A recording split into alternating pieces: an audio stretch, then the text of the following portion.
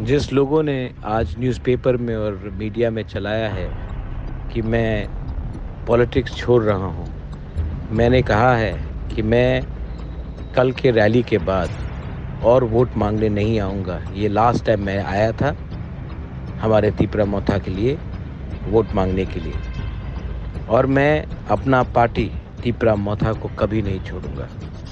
जब तक हमारे लोगों को कॉन्स्टिट्यूशनल सॉल्यूशन नहीं मिलता है, तब तक मैं कहीं नहीं जाऊँगा। आप लोग ने न्यूज़पेपर में उल्टा-सीधा लिखा, मीडिया में बहुत चलाया। आप लोग हँस रहे थे ना, ये बुबागरा आपको हराएगा, आपको हराएगा और 2 तारीख को आपको हमारे सामने माफ़ी माँगना पड़ेगा। हर उस गरीब इंसान के सामने, हर उस तिपरासा के सामने आपको माफ़ी माँगना पड़ेगा। तब आपको मालूम पड़ेगा हमारा क्या पावर है। मैं पब्लिक लाइफ में पैसा कमाने के लिए और पोस्ट के लिए नहीं आया। इसी के लिए मैंने कहा कि मैं और पोस्ट एमएलए का, एमपी का या चीफ मिनिस्टर का कभी नहीं लूँगा।